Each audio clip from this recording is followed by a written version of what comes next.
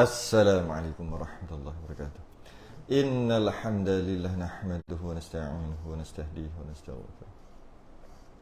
Wa na'udzu billahi min shururi anfusina wa min sayyiati a'malina may yahdihillahu fala mudilla lahu wa man yudlil fala hadiya lahu. Asyhadu an la ilaha illallah wahdahu la syarika lahu. Asyhadu anna sayyidina Muhammadan 'abduhu wa rasuluhu. Allahumma shalli wa sallim wa barik ala sayyidina Muhammadin al-Fatih lima ughliq wal khatim lima sabaqa nasirul hakim wal hadi ila siratikal mustaqim. Sallallahu alaihi wa ala alihi wa ashabihi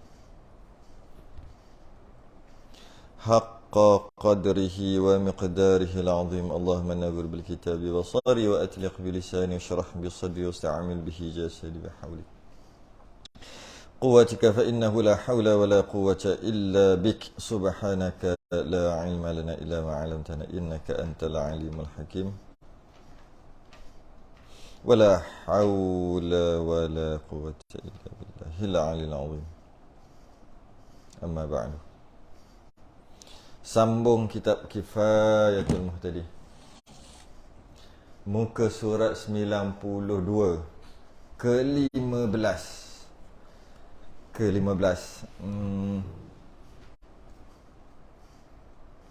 Rumi 115 117. Yang ke-15, rukun yang ke-15. 15 daripada yang 17 lah. 15/17. Qala al-ma'alif rahimahullahu ta'ala wa nafa'ana wa iyyakum bi'ulumihi fid darain amin ya rabbal alamin. Dan rukun yang ke-15 daripada rukun sembahyang, selawat atas Nabi, rukun qauliyah, selawat atas Nabi, dan sekurang-kurangnya iaitu Allahumma salli ala Muhammadin, Muhammad. Sekurang-kurangnya iaitu Allahumma salli ala Muhammad. Minimum. Rukun tu, rukun. Artinya, hai Tuhanku, selawatkan dan rahmatkan. Selawatkan, selawat tu Allahumma salli tu selawat, dan rahmatkan.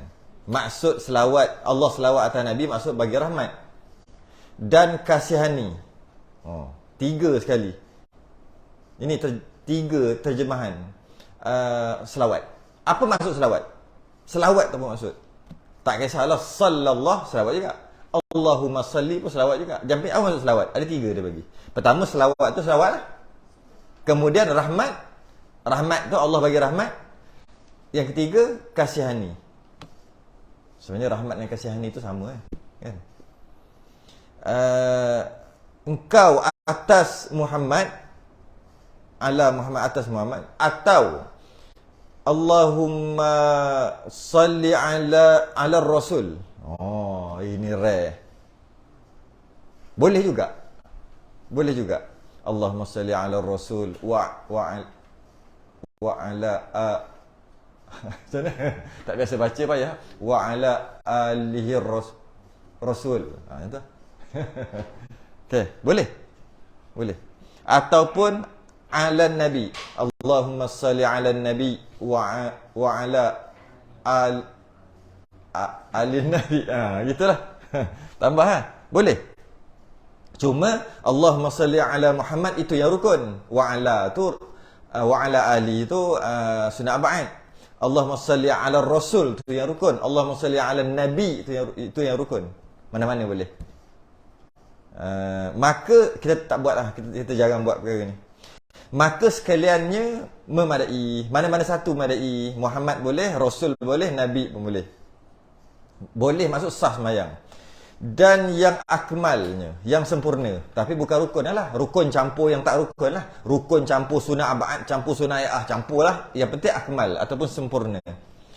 Itu disebutkan dia oleh musannif, pengarang bagi tahu yang sempurna tu macam mana. Sempurna tu macam mana? Kata musannif, kata pengarang Syekh Daud lah. Dengan katanya, kata Syekh Daud, dan sunat dilebihkan. Bila sebut dilebihkan, itulah yang lebih daripada rukun tu. Sunat abad ataupun sunat hay'ah yang sempurna. Atas Allahumma salli ala Muhammad tadi tu, Allahumma salli ala Muhammad tu yang minimum. Tapi kalau lebih macam mana bunyi dia? Itu wa ala ali Muhammad. Ali itu keluarga. Wa ala ke atas ali. Ali itu keluarga. Muhammad itu keluarga Muhammad. Hingga akhirnya. Dan iaitu nanti dulu. Hingga akhirnya. Akhirnya, ya panjangan bacaannya. Sebelum tu kita bahas sikit. Satu-satu. Yang tadi sekali lalu. Ini kita bahas detail pula. Yang pertama, pastikan jika kita selawat, biarlah baris tu betul. Itu banyak kali dah ulang rasanya. Berpuluh-puluh kali dah. Walaupun berpuluh-puluh kali ulang, bila kita dengar orang baca doa, salah juga. Biasa kalau dengar orang baca doa tu imam lah. Orang lain baca doa diam-diam, kita tak dengar. Letih lah. Padahal rasa kat masjid tu, katalah masjid ke surau tu dah ajar dah 2-3 kali dah sebut. Orang yang tengok live ni dah, Allah tahu dah. Orang tengok live dia, mana-mana pun dia sama je. Dah dengar, rasa dah dengar 8 kali ni. Tapi di tempat itu baru dengar sekali ataupun 2 kali. Tapi bila kita tengok baca doa ataupun time kunut, Allah. Maknanya imam dia gimana masa belajar tu? Sebab tu masjid surau yang terbaik selain daripada kebersihan bla bla bla, toilet macam-macam lagi, antara yang terbaik adalah AJK menjadi apa dia panggil? Tauladan bagi makmum lain. Apa tauladan dia? Ketika ada pengajian, dia orang duduk. Tak kisahlah duduk belakang ke, depan, tepi ke, tapi ada. Bukan masuk bilik, bukan hilang. Itu yang terbaik. Kan imam kan ada banyak. Seorang cukup lah. Bukan nak semua pun. Kalau semua lagi bagus. Tapi seorang cukup lah. AJK kan ramai. AJK keceriaan, AJK pembangun. AJK seorang lah. Cukup lah. Tapi Bilal mungkin ada 2-3 orang. Seorang cukup lah. Sebagai wakil. Tapi bila diorang tak ada, nampak jemaah makmum lagi pandai lah pada Imam Bilal. Habis hari-hari duduk belajar, takkan tak pandai-pandai. Jadi bila kita dengar tu, rasa agak berbulu telinga sikit lah. Walaupun dah cakap banyak kali, baris tu kena betul. Walaupun tak adalah berdosa masuk neraka. Tapi orang yang pegang mic ni, dia tak sepatutnya buat kesalahan kecil tu. Kalau kesalahan besar, semua orang buat salah, kita kata. Tu kesalahan sangat kecil. Apa dia dekat selawat? Bila dia baca selawat Allahumma salli, lepas tu wasallim. Itu yang betul. Belakang dia, Allahumma salli ala Muhammad wa ala alihi wa sahbihi wasallim. Kita nak target dia, kita kat wasallim tu yang salah tu. Tak ada orang baca Allahumma salli ala. Tak ada. Ada? Allahumma salla ala. Tak ada orang baca gitu. Tak ada orang kata sallallahu tu, kebanyakan orang kata sallallahu ala Muhammad. Tapi tak ada orang kata sallillahu ala Muhammad. Tak ada. Jadi yang depan kita tak payah risau, tak salah. Yang salah yang belakang. Wasallim dengan wasallam, wa baraka wasallam, wa barik wasallim. Ada yang salah wa baraka wasallim, wa barik wasallam. Rasa geram rasa dengar. Tapi benda tu kecil. Tak ada sampai panggil, bisik, nak bagi tahu memalukan dia. Taklah sampai tahap tu. Sebab benda tu tak besar. Tapi sebab orang pegang mic ni dia kena ada lebih lah daripada yang lain. Kalau tidak. Jadi pastikan kalau Allahumma salli, pastikan nanti wasallim juga. Kalau ada wabarik, wabarik. Dia bukan wabaraka. Wabarik. Ra tu pada bawah. Wabarik, wasallim. Bila Allahumma salli, tengok lam tu. Allahumma salli. Sad, lam. Salli. Jadi lam tu pada apa? Pada bawah kan? Salli. Nanti wabarik, wasallim. Kalau tak ada wabarik, tak apa. Wasallim tu yang penting. Kalau ada wabarik, wabarik, wasallim. Jangan wabaraka wasallim. Wabarik wasallam. Semua pening belaka tu. Jadi bila Allahumma salli, tapi satu lagi selawat, sallallahu. Selawat juga. Sallallahu ala Muhammad. Lepas tu? Sallallahu. Lam tu pada apa? Sallallahu. Atas kan? Sallallahu ala Muhammad. Sallallahu alaihi wasallam. Lam pada atas jugalah. Jangan sallallahu ala Muhammad. Sallallahu alaihi wasallam. Rasa macam tak tahu nak cakap lah. Rasa panas hati kepada dia, tapi benda tu benda kecil. Rasa macam cuai dalam benda-benda perkara. Tambah dia pegang mic. Sebab kita tengok ada tempat-tempat Bilal ke, dia agak cuai. Bila azan tu ada tinggal-tinggal. Bila selawat time, Allahumma salli ala Muhammad, dia ada hilang entah mana, nak tiru apa payah. Tapi dia hilang, macam saya bunyi pelik. Rupanya dia mudah-mudah. Bila selawat je mudah-mudah. Hilang perkataan tu, hilang baris. Jadi sallallahu ala Muhammad sallallahu alaihi wasallam, Allahumma salli ala sayyidina Muhammad wa ala alihi washabihi wa barik wa sallim. Yang paling ketara dekat kunut. Memang nampak kalau salah, nampak sungguh. Kalau kunut kan, wa sallallahu ala kan, last kali kan, wa sallallahu ala sayyidina Muhammadin nabiyil ummi wa ala alihi wa sahbihi wa baraka wa sallam. Wa sallallahu wa baraka wa sallam. Kita dengar cantik je. Tapi wa sallallahu ala sayyidina Muhammad wa ala alihi wa sahbihi wa barik wa sallim. Dia macam canggung macam benda. Wa sallallahu wa baraka wa sallam lah. Itulah. Tengok lam tu banyak sangat, banyak kali sangat dah. Okey, habis kat situ. Hebat selawat ni. Imam Syatibi, Imam Sanusi kata selawat tak ikhlas pun tetap juga sampai kat Nabi. Sedangkan ibadah lain kita buat tak ikhlas tak sampai. Tapi selawat tak ikhlas. Aku nak belagak sikit, nak selawat. Tengok selawat 10,000 sekali. Selawat 10,000. Dengan niat nak suruh orang tengok dan orang kata dia hebat. Sampai kat Nabi. Cuma ulama kata tak dapat pahala. Tapi sampai kat Nabi. Nabi kata, umat aku selawat kat aku 10,000. Tapi dia belagak. Dia bukan ikhlas. Tetap sampai kat Nabi. Pahala tak ada kan? Sebab tak ikhlas. Ada yang kata pahala ada juga. Ada kata pahala tetap ada juga. Walaupun tak ikhlas. Tapi pahala tak sebesar ikhlas. Nak beritahu kelebihan selawat. Allahumma salli. Tak ada, habis tu je lah. Okay. Yang sempurna ni macam mana?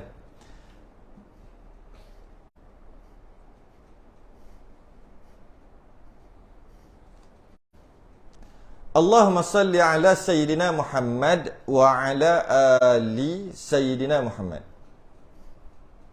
Kan? Yang Rumi pun gitu, yang Jawi. Betul tak? Allahumma salli ala Muhammad artinya Tuhanku selawat rahmat dan Allahumma salli ala Rasul, okey, dan atas Allahumma salli ala iaitu wa ala ali hingga akhirnya, dan iaitu Allahumma salli ala Sayyidina Muhammad wa ala ali Sayyidina Muhammad. Tu. Kat situ dulu dah. Kama salli ta'ala. Itu yang sempurna. Allahumma salli ala Sayyidina tambah Sayyidina Muhammad wa ala ali Sayyidina Muhammad. Jadi penambahan kita nampak tadi sekurang-kurangnya Allahumma salli ala Muhammad itu rukun. Sempurnanya tambah Allahumma salli ala Muhammad wa ala ali Muhammad. Itu sempurna dengan maksud wa ala ali Muhammad tu sunat abad. Kalau tinggalkan wa ala ali Muhammad sunat sujud sahwi. Tinggalkan Allahumma salli ala Muhammad tak boleh, kena ulang balik. Ataupun kalau dah tu tak sah lah kalau dah lepas. Kalau sedang tahiyat tu ulang balik sebab rukun. Wa ala ali Muhammad sunat abad. Kalau tinggalkan tak baca sah juga. Tapi sunat sujud sahwi kalau ingat bukan wa ala ali Muhammad je. Mana-mana tinggal. Wa tu kailah Allahumma salli ala Muhammad ala ali Muhammad. Wa tinggal. Sunat sujud sahwi. Ni kalau dah lepas lah. Tapi kalau sedang baca ulang balik sunat abad. Wa ala. Kemudian dia kata sempurna lagi tambah Sayyidina. Untuk sunat hay'ah. Sayyidina sunat hay'ah tambah dalam tu. Jadi Allahumma salli ala Sayyidina Muhammad wa ala ali Sayyidina Muhammad. Ada 3 hukum. Yang pertama rukun, yang kedua sunat abad, yang ketiga sunat hay'ah. Daripada ni keluarkan 3 hukum. Buat soalan. Best kan? Buat soalan suruh budak-budak. Tak adalah budak-budak, budak sekolah menengah ke. Budak kecil sangat tak kerti tak. Umur 15 16. Allahumma salli ala Sayyidina Muhammad wa ala ali Sayyidina Muhammad yang dibaca ketika dalam tahiyat ketika sembahyang, keluarkan 3 hukum daripada selawat ini. 1, 2, 3. Kalau dia mengaji betul, dia boleh jawab. Rukun yang mana? Sunat abad yang mana? Sunat hay'ah yang mana?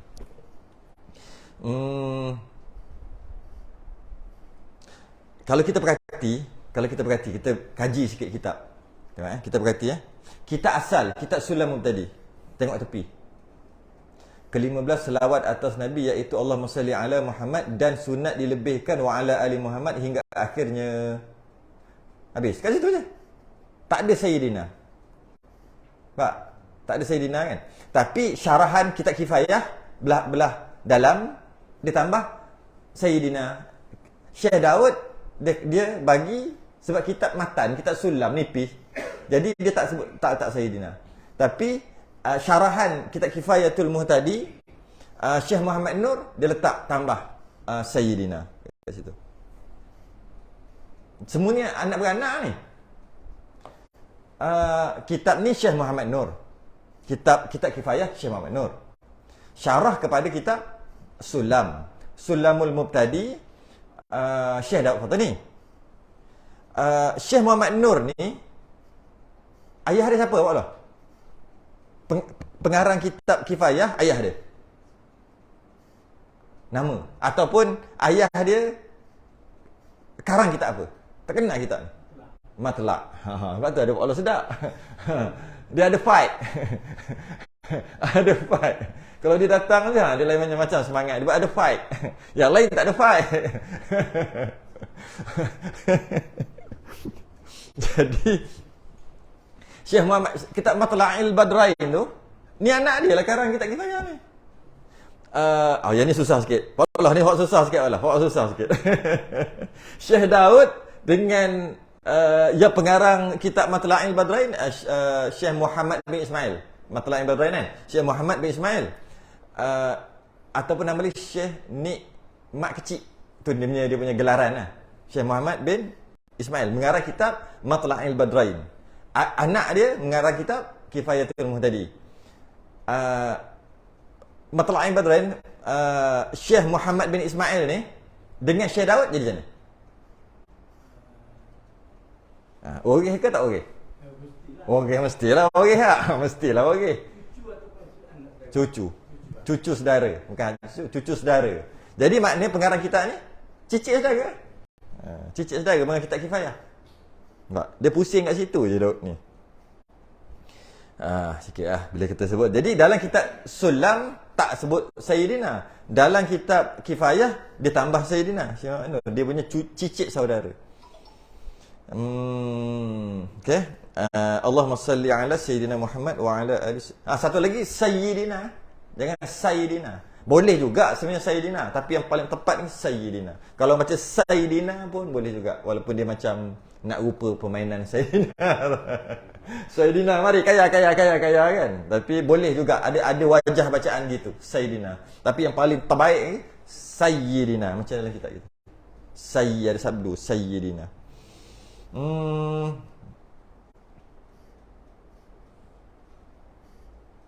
Wa ala ali. Jangan tambah wa ala alihi pula. Allahumma salli ala Sayyidina Muhammad wa ala alihi Sayyidina Muhammad.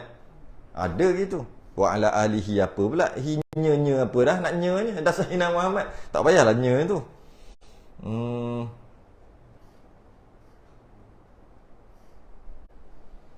Okey, habis. Lepas tu sambung lagi. Yang sempurnanya. Ini sunat hai'ah. Tadi rukun kita dah bincang, sunat abad dah bincang, sunat hai'ah Sayyidina kita dah bincang. Ni sunat hai'ah juga. Kama sallaita ala Sayyidina Ibrahim wa ala ali Sayyidina Ibrahim. Yang ini pun kita dah bincang sebelum ni kan. Kenapa dalam tahiyat kita bagi salam dekat ertinya, hai Tuhanku, kasihani engkau akan penghulu kami Muhammad dan keluarga penghulu kami Muhammad seperti barang yang engkau mengasihani akan penghulu kami Ibrahim dan atas keluarganya, Ibrahim. Rasa dah sebut sini kot. Kenapa Ibrahim? Kenapa tak Ismail ke? Kenapa tak Ishak ke? Kenapa tak Adam ke? Nabi juga. Ingat Ingat tak ingat? Sebab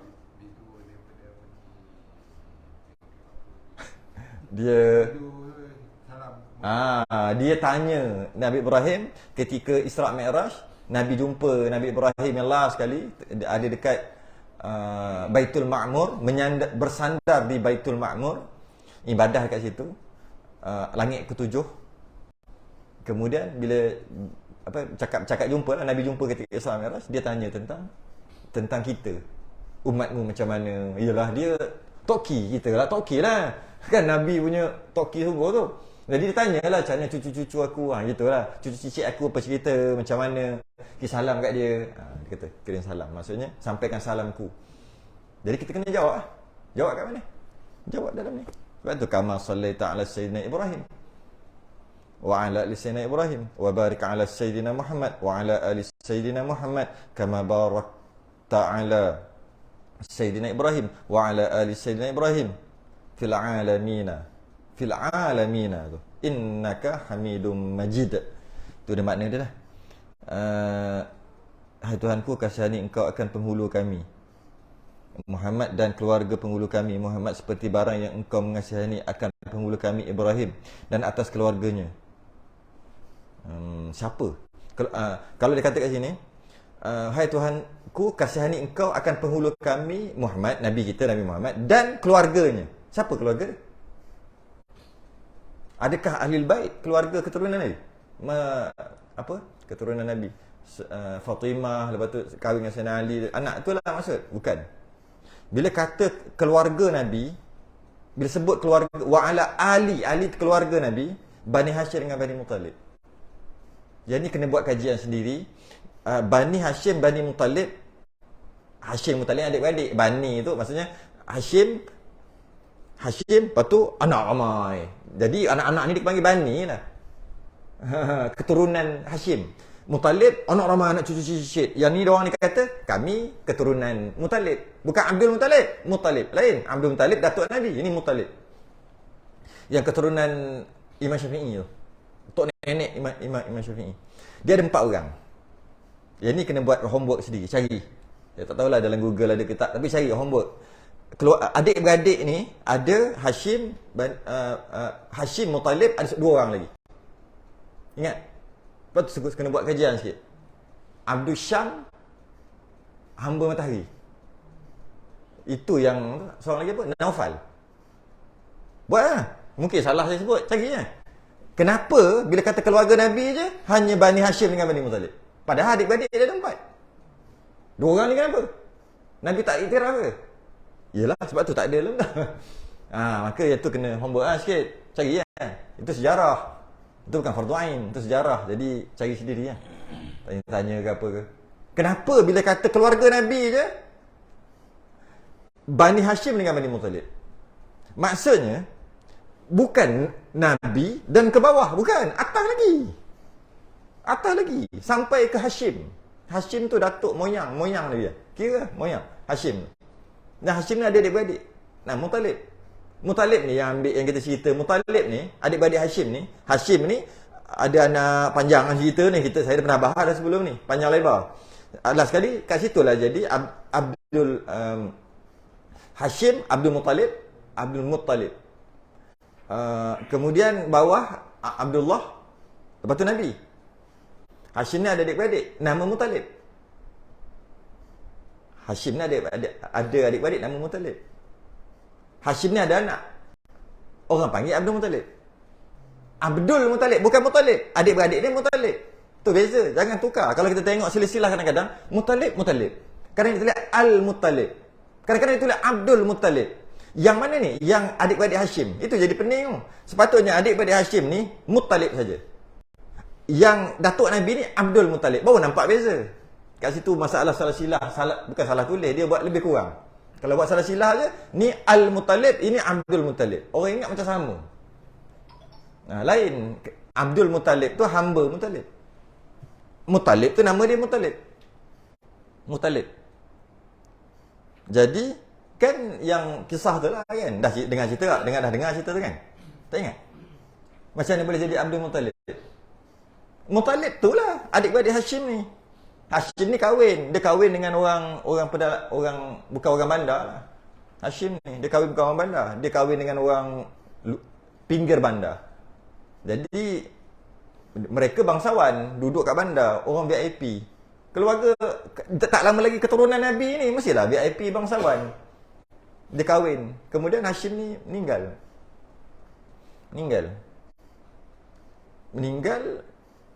Hashim ni ada anak dengan itulah, dengan isteri yang duduk jauh sikit tu, bukan duduk kat bandar.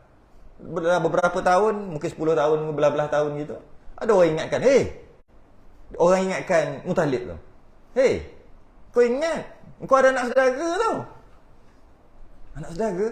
Anak arwah Hashim. Lebih kurang macam tu lah. Arwah Hashim dah meninggal 10 tahun, lebih kurang macam tu lah. Ada. Oh yelah, dia pernah kahwin. Boleh ingat balik. Lagi cari ya. Muttalib ni cari anak saudara. Sebab anak saudara, keturunan Hashim, keturunan hebat, keturunan bangsawan, takkan nak duduk dalam kampung. Dia kena uruskan kita punya syarikat besar tu. Apa? Gejora Holding.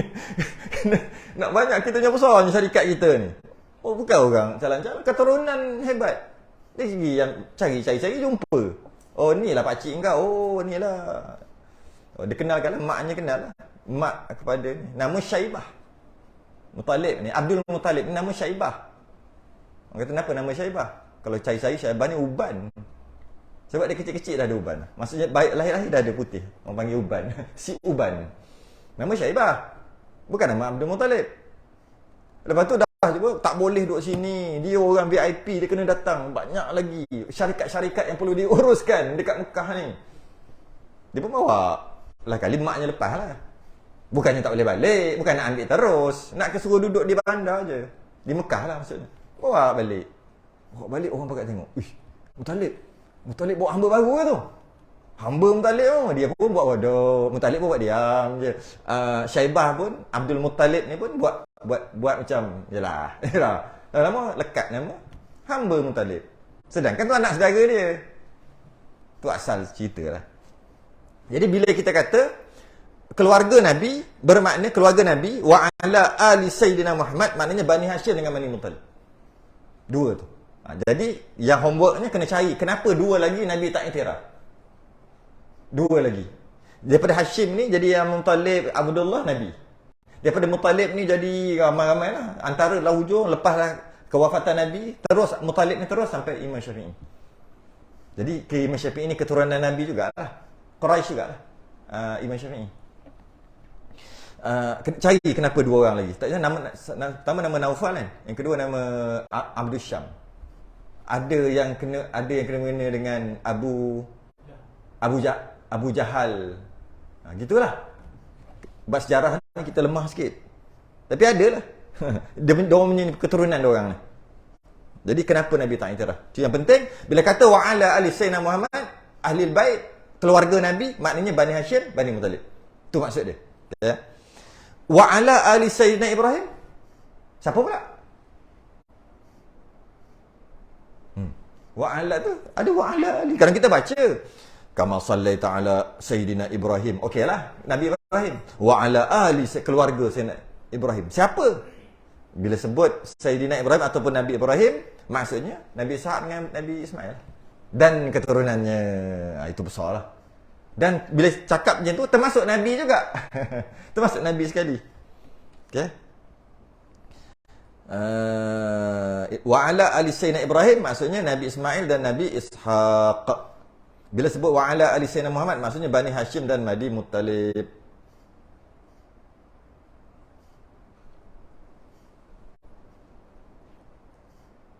Okey, habis. Oh, ada robek. Nak robek siapa nama ni? Imam Syafi'i.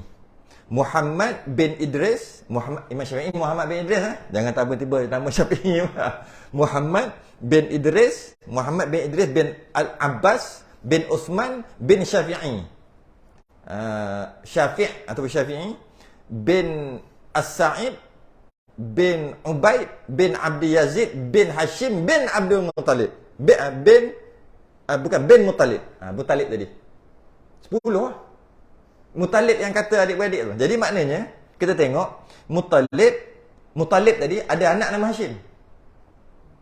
Muttalib ada anak nama Hashim. Hashim ada anak nama Muttalib. Itu jadi benar. Dia orang memang suka gitu. Dia orang suka gitu. Sama je. Hashim ada anak nama Muttalib atau kita panggil Abdul Muttalib, tapi nama singkatan Muttalib. Hashim ni. Adik-beradik Hashim ni nama Muttalib. ada anak nama Hashim. dia letak nama sempena nama adik-beradik dia. Ada dobit kat sini. Tu Imam Syafi'i ya. Dan sunat membaca doanya. Sunat baca doa. Ini sunat ayat lagi. Kama sallaita ala Ibrahim dah sunat ayat dah sampai habis. Sampai fil alamin innaka Hamidum Majid. Kemudian doa pula sunat baca. Dan sunat membaca doanya pada tasyahud yang kedua. Yang keduanya. Tasyahud yang kedua. Apa tasyahud kedua? You. Kalau kita kata akhir, dia mesti ada awal kan? Kalau subuh ada awal. Kita dah bincang kan minggu lepas? Tahiyat, sebab tu dia kata tahiyat yang kedua. Tahiyat yang keduanya. Boleh lah. Jadi tahiyat akhir lah. Macam tahiyat akhir, tasyahud yang keduanya.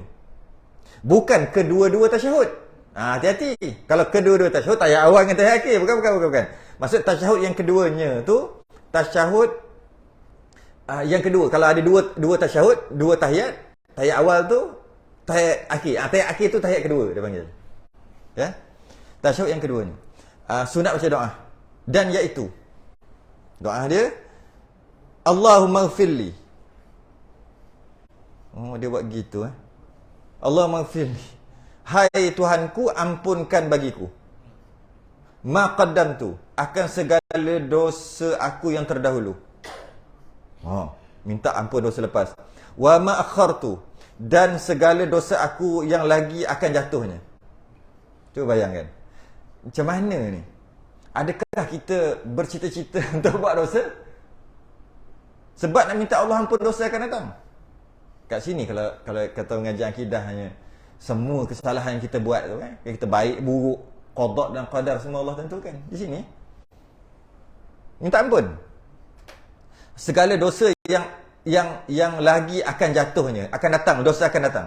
Wa ma a'lantu, dan akan barang yang aku nyatakan dia daripada bagai-bagai dosa. A'lan. I'lan lah tu. I'lan yang dinyatakan lah. I'lan. Kita wa ma a'lan tu. Macam-macam dosa lah yang aku duk buat nanti. Sama ada yang lepas atau yang sedang buat atau yang akan buat. Wa ma asrar tu. Barang tu dosa lah yang aku sembunyikan dia daripadanya. Maknanya dosa yang sembunyi-sembunyi, dia diam je buat orang tak tahu. Lepas tu dia kata, tetapi pada syarah Raudah dan Fathul Wahhab dan pada I'anatul Talibin dan lainnya, dengan didahulukan asrar tu atas a'lan tu. Itu aja kedudukan. Tak kisahlah. Wa ma asrartu wa ma a'lantu wa ma asrartu, ataupun wa ma asrartu wa ma a'lantu. Okay. Wa ma asraftu, dan ampunkan segala bagai dosa yang aku melampaui dengan dia akan hak syarak. Oh gitu. Lebih samalah. Dan ampunkan bagi segala bagai dosa yang aku melampaui. Aku melampaui dengan dia akan had syarak. Riwayat bagi imam tak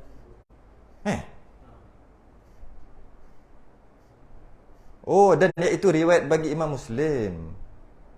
Taklah. Terlompat. Riwayat bagi Imam Muslim. Muhammad Asraf tu. Riwayat bagi Imam Muslim. Maknanya dia nak bagi tahu kat sini dalam kitab yang disebut tadi, Raudah, Fathul Wahhab, I'anatul Talibin dan lain-lain lagi, didahulukan asrar atas a'lan tu. Asrar tu atas a'lan tu. Dan iaitu riwayat bagi Imam Muslim. Dan kalau kita cari kat mana asal usulnya, daripada hadis Muslim lah. Hadis Imam Muslim. Lepas tu baru wa ma asraf tu. Wa ma asraf tu. Dan ampunkan segala bagai dosa yang aku melampaui dengan dia akan had syarak. Jadi apa dia tadi? Dosa yang aku melampaui akan dia. Tak ada kitab baru, tak ada tobik. Kena balik rumah cek. Kitab tu dah hancur. Kitab asal. Walah apa walah? Dia apa? Domain kembali mana? Dan ampunkan segala bagai dosa yang aku melampaui dengan dia. Aku yang melampau. Dosa lah. Melampaui dengan dia akan had syarak. Melampaui dosa tu. Dosa lah. Melampaui had dosa. Ni dosa. Ni had. Ni dosa. Sini tak dosa lagi. Melampaui lah. Had tu. Had syarak. Dia tak tanya susah. Yalah. Akan had syarak. Wa ma anta a'lamu bihi minni. Dan akan barang yang engkau terlebih ketahui dengan dia daripada aku. Ini pun sama juga. Bab akidah, kembali akidah. Allah lagi tahu kita akan buat dosa apa nanti. Allah tahu. Bukan Allah lagi tahu. Yang engkau terlebih ketahui. Apa yang kita akan buat nanti. Bila sebut buat dosa.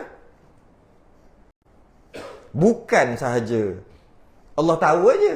Allah yang takdirkan qada dan qadar. Kembali kepada qada dan qadar. Untung baik, untung jahat, perkara baik, perkara jahat, apa yang kita lakukan dari segi akidahnya semua daripada Allah, dari segi akidah. Tapi dari segi cakap, adab, tak boleh haram cakap.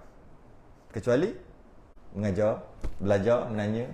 Sebab tu dia mengajar ni, medan taklim ni dia tak ada pantang larang. Cerai bini tak sah dalam medan taklim. Tengah aku cerai.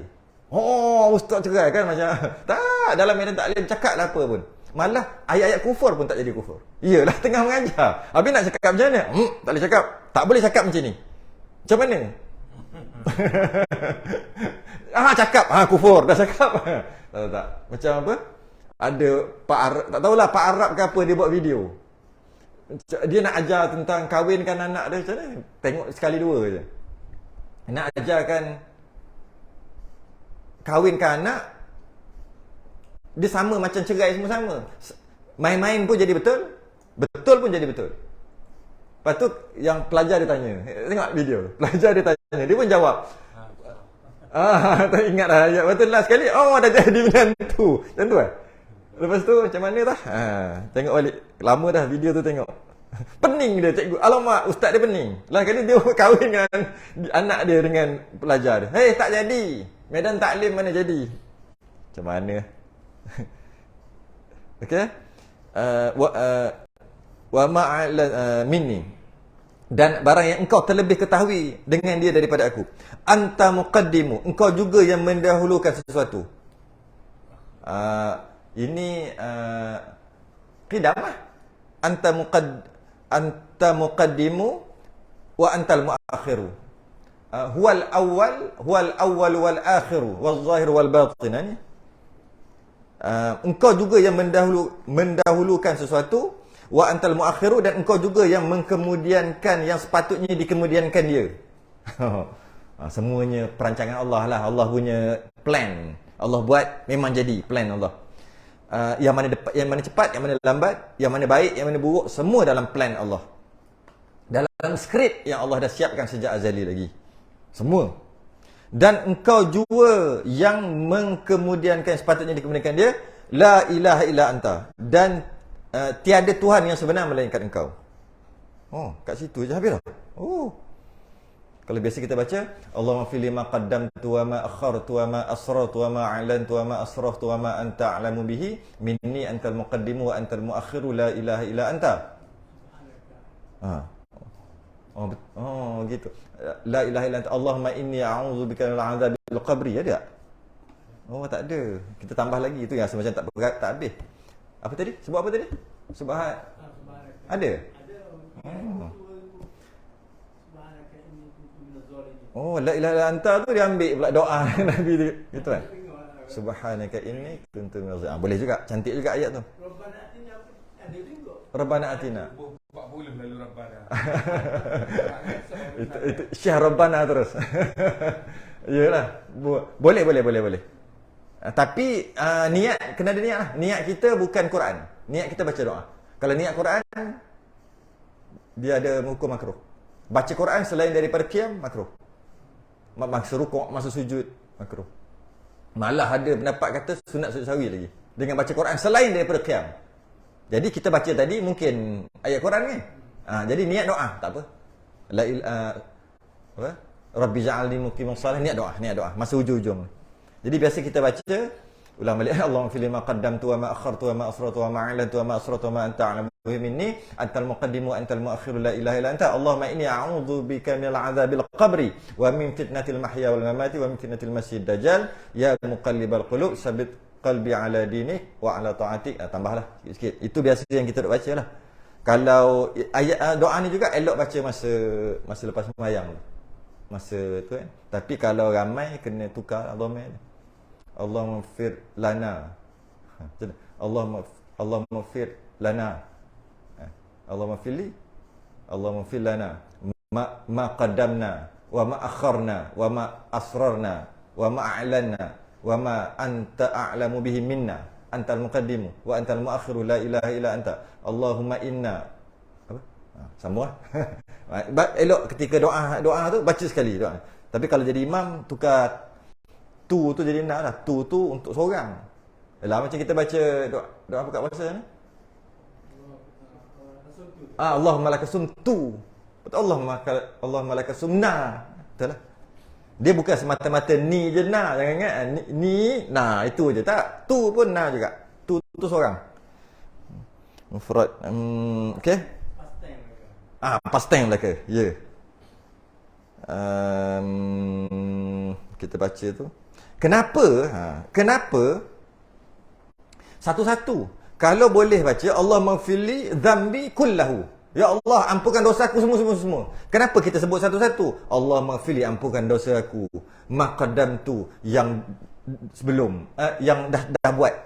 Wa ma akhartu, yang akan datang. Kenapa satu-satu? Wa ma a'lantu, barang itu semua. Wa ma asrartu, yang aku sembunyi. Wa ma a'lantu, yang aku iklankan. Dia lagi sedap gitu. Kalau kita baca je ni, dengan kita terjemah direct, dia kadang-kadang terjemah gitu lagi sedap. Wa ma asrartu, yang aku sirkan, yang aku sorok. Wa ma'lan tu, yang aku iklankan. Dosa apa iklan? Berlambak dosa iklan dalam Facebook dan Instagram, dosa yang diiklankan. Kita minta, kenapa satu-satu? Kerana nak bagi rasa, masa baca tu rasa satu-satu aku berdosa. Tu dosa lagi.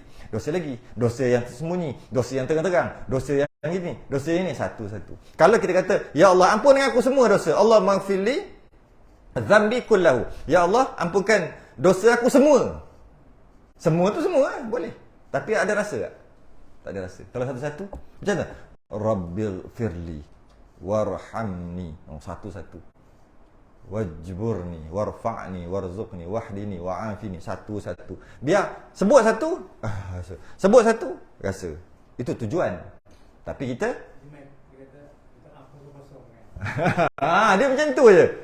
Minta kosong-kosong. Padahal yang biar kalau nak rasa masa tu, minta maaf lah. Pada 27 hari bulan 3 aku mengumpat tak banyak, 3 baku setengah je. Pada 1 hari bulan 4 satu-satu termengumpat sekali lagi. Pada 2 hari bulan 5 hati aku terasa pandang rendah, macam baik sangat mu ni. Nak minta maaf ni, sebut satu-satu. Oh lain macam. Orang yang dengar lain macam nak maaf. Detail bagi tahu. Itu yang terbaik rasa. Tapi kalau kosong-kosong boleh. Masuk kosong-kosong tu dengan kepahaman minta ampun, minta maaf dosa yang kita buat dengan dia, dan dosa dia pun kita maaf. Tak ada. Cuma kalau kosong-kosong tu apa? Tak ada apa, tak boleh lah. Maksud dia tak kisah ayat tu. Kadang-kadang orang kerah sangat. Kosong-kosong apa? Minta maaf elok-elok. Kalau kosong-kosong bermaksud tadi boleh. Bermaksud aku maafkan dosa kau yang kau buat kat aku, tak kisah apa pun. Dan dosa aku kat kau pun aku nak minta maaf lah. Kosong-kosong. Dia pun kata okey sepatutnya. Okey. Cuma tak ada feel lah. Lain kali buat lagi betul kosong-kosong ni. Cuba kalau satu-satu. Satu-satu kita sebut yang seingat kita. Siap kita buat diary dosa. Buka kejap aku buat diary. Mu nama apa? Ni dosa aku dengan mu ni. Allah, setahun banyak. Main ni. Salam. Macam nak bayar zakat fitrah tu. Satu-satu sebut. Lepas tu tak buat dah. Tahun depan. Tapi kalau kosong-kosong santai. Kosong-kosong. Aku pun banyak juga dosa dengan mu. Mu banyak juga dosa dengan aku. Settle. Tahun depan kosong-kosong lagi. Berlambak lagi dosa. Sebab tu satu-satu. Satu baca satu. Biar rasa. Biar rasa apa lagi habis tu je lah. Aku apa dah? Sikit lagi kita nak sampaikan 11.30 sikit. Apa doa yang doa yang lain, ya muqallibal qulub sabit qalbi ala dinik, penting juga. Wahai Tuhan yang membolak-balikkan hati, tetapkan hati aku di atas ni. Sebab ada orang memang terbalik. Kalau kita lagi lama hidup, lagi banyak pengalaman kita boleh tengok. Dia dah okey, jalan betul lah. Tiba-tiba tak jadi, tak ikut jalan Allah, jalan betul dah. Macam mana hati dia boleh terbalik? Biasa kalau dulu saya ingat tahu dekat satu tempat dekat Ampang dulu, ada grup Vespa. Pakai seluar Yankee. Lain macam. Padahal pakcik itu memang okey lah, dah tahu suruh berulang. Kami kenal rapat. Entah macam mana, tiba-tiba je rambut sisir pada lain tepi, kemar. Naik lambreta. Lambreta. Jadi lah, sempat lambreta. Jadi Rezek, geng Rezek tak main Lambreta ni macam panjang sikit lah. Lambreta. Naik lepas tu pakainya lain dah. Mengorat.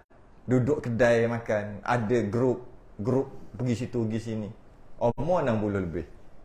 Padahal sebelum tu, mudah-mudah kita kata umur 40 dia sampai umur 60, elok je pergi surau masjid berulang hari-hari, duduk majlis ilmu. Terbalik hati kita, kenapa jadi gini? Ya muqallibal qulub. Allah terbalikkan. Sebab tu kita minta, wahai Tuhan yang membolak-balikkan hati, janganlah bolak-balik hati aku. Dan ada kita tengok, ini tak ada harapan ni, confirm neraka. Contoh kita tengok sekali lalu. Tiba-tiba ya Allah, kita tengok hebat. Kita tengok sekali ni memang tak ada harapan dia ni. Ngesak. Contoh, ngesak. Mencuri, masuk pecah rumah orang, kacau anak dara orang. Memang tak ada harapan. Mak ayah dia tak mengaku anak. Tiba-tiba Allah, kita tengok. Ni ke dulu ni ke? Isi tumbuh habis dah. Dulu isi ada dah, dia tak diisi. Isi tumbuh habis. Maksudnya gemuk lah. Jumpa setelah 5 tahun. Ya muqallibal qulub. Lagi lama kita hidup, lagi kita nampak depan mata. Malah kita takut, kita nampak-nampak kita jadi gitu. Sepatutnya kena takut. Sepatutnya kita kena takut. Wahai Tuhan yang membolak-balikkan hati. Sabit qalbi ala dinik. Tetapkan hati aku dekat agama, jalan yang dah betul dah ni. Jangan dah lagi-lagi jalan lain. Apa doa lagi? Jadi doa ni, sikit kita keluar sikit daripada perbahasan yang terakhir ni. Doa dalam sembahyang hukumnya sunat hai'ah. Dan ada ulama pendapat dhaif lah, kata wajib. Kama sallaita ala Ibrahim, tak ada ulama kata wajib. Sepakat semua, tak ada kata, semua kata sunat. Kama sallaita ala Ibrahim sampai habis tadi, semua kata sunat. At-tahiyah tu rukun lah, semua kata rukun lah. Okay, jadi at-tahiyah sampai selawat semua kata rukun. Selesai. Kama sallaita ala Ibrahim, semua. Bila kita sebut semua, kita cari, takkan ada ulama kata wajib. Kama sallaita ala Ibrahim. Habis dah habis. Fil alamin innaka Hamidum Majid, doa. Allahumma fil lima qaddamtu ke, doa apa ya muqallibal qulub, ataupun doa. Majoriti kata sunat juga. Macam mana kama sallaita ala Ibrahim, begitulah ianya juga. Tapi ada sebahagian kecil yang kata wajib. Doa tu wajib. Makna doa lagi besar pada kama sallaita ala Ibrahim. Tapi kita biasa kama sallaita ala Ibrahim, doa kita tak baca. Sebab cara kita letak prioriti tu salah. Kalau tak sempat, baca doa. Jangan baca kama sallaita ala Ibrahim. Yang terbaik baca semua. Kalau malas, baca doa. Jangan baca kama sallaita ala Ibrahim. Macam suruh orang tak baca. Bukan suruh orang tak baca. Prioriti. Aulawiyat. Okey. Ada tak ulama' kata, lepas sembahyang, wajib baca doa? Agak-agak lah. Tak payah cek kitab. Boleh agak pakai akal je boleh lah. Ada tak? Lepas sembahyang, lepas salam, wajib baca doa? Ada tak? Tak ada. Jadi mana lagi afdal? Baca doa lepas sembahyang ataupun dalam sembahyang? dalam sembahyang. Sebab ada ulama kata wajib. Standard lah, ayat sama, dia punya kaedah sama aja. Jadi sepatutnya jangan tinggal doa dalam sembahyang. Kalau nak tinggal pun tinggal doa luar sembahyang. Kalau nak tinggal. Kalau tak nak tinggal lagi bagus. Tapi ramai yang buat terbalik kot. Dalam sembahyang tinggal doa, luar sembahyang duduk doa. Ramai yang buat kama sallaita ala Ibrahim baca, doa tak baca. Sedangkan doa baca, kama sallaita tak payah baca. Ni memang kalau geng-geng potong ni siap aku. Kita bawa panjang-panjang cerita dia punya dia main potong-potong gitu. Habis kena pula. Dah kena tahu ni. Jadi prioriti dia. Jadi kita buat terbalik kot lah. Kita buat ikut suka kita. Sepatutnya gitu lah. Kalau boleh baca habis kama sallaita ala Ibrahim dengan doa. Kalau kata malas ke apa, baca doa. Allahumma fil ma qaddamtu. Ataupun doa sendiri. Orang lain pun boleh. Doa sendiri pun boleh. Janji doa. Kerana ada pendapat dhaif atau sebahagian kecil ulama mengatakan wajib baca doa sebelum salam.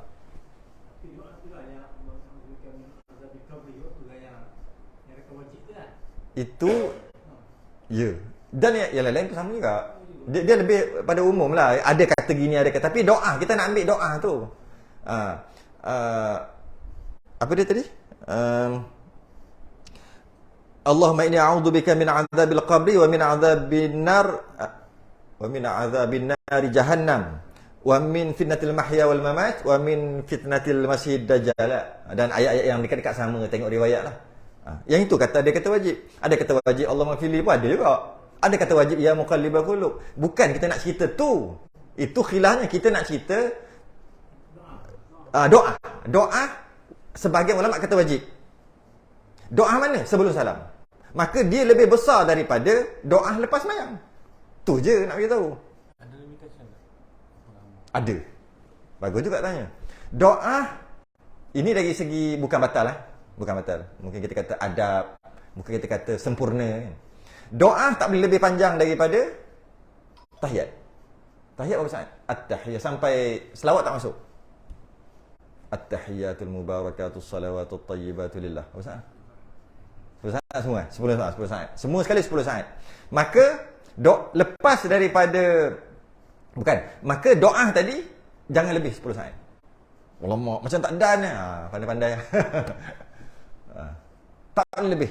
Kalau lebih dia dah tak jadi dia tak ikut peraturan lah. Tak ikut peraturan dah. Dia ikut macam doa baca lah, banyak aku nak doa ni, banyak benda nak minta. Minta lah. Dia tak jadi. Dia tak mantap lah. Malah kalau jadi imam boleh jadi makruh bila baca doa lebih panjang daripada tahiyat. Masa tu. Sebab makmum lah. Makmum congek gitu, congek gini. Tapi itu doa. Habis kalau imam nak baca doa, patutnya kama sallaita ala Ibrahim, tak baca. Baca doa terus. Tapi kalau baca kama sallaita ala Ibrahim, doa jangan baca. Kalau baca dia jadi lebih panjang jadi. Macam mana? Kebanyakan buat aja. Cuma kalau kita nak cari betul-betul kaedah yang sebenar-benar, dia sebenarnya bukan doa. Silap. Bukan doa yang kata jangan lebih panjang daripada tahiyat. Bukan. Lepas daripada tahiyat tu, termasuk kama sallaita ala Ibrahim. Oh betul. Okey, tahiyat berapa saat? 10 saat. Lepas tahiyat jangan lebih 10 saat. Kama sallaita ala, duduk dalam tu. Nak baca doa, duduk dalam tu. Memang tak ada lah. Tapi kena pilih. Pilih kama sallaita ala, boleh? Pilih doa saja, boleh? Kan sunat. Tapi pilih kama sallaita ala, tak boleh baca doa. Kalau baca doa dah terlebih dah 10 saat kat situ. Kat situ yang agak kena fikir sedih ya. Benda pun benda sunat, kita tak boleh tekan sangat. Fikir sedih ya. Patutnya bila sebut patut, macam yang lain tu tak patut. Patutnya lah. Tak ada kama sallaita ala Ibrahim, baca doa terus bagi imam. Sebab tak nak lebih 10 saat tadi, nak jaga makmum. Tak apalah baca kama salat, baca kama salat ta'ala. Rugi dari segi yang wajib pada sebahagian ulama dia tak buat. Yang sunat ijma' ulama dia pergi buat pula. Jadi tak cerdik kat situ pula. Timbang-timbangkanlah. Dan benda tu terlalu kecil untuk kita cerita panjang-panjang lagi lah. Small matter. Habis. Dan rukun yang ke-16. Kita sambung mana tadi? Ke-16. Kita sambung bulan Syawal. Tak tahulah Syawal yang ketiga ke, keempat ke, Kedah gitu. kelima ke. Tapi 1 bulan 5 tu 50-50. 1 bulan 5 ada kat Pahang ni 50-50. Mungkin ada, mungkin tak ada. 1 bulan 5. Lebih-lebih pada tu. Itu dah minggu ke berapa? Tak tahu lah. Takut duk Kedah tak balik-balik ke apa ke. Balik. Bunyi lama apa bunyi ada tadi. Itulah. Kita tengoklah sambung bila.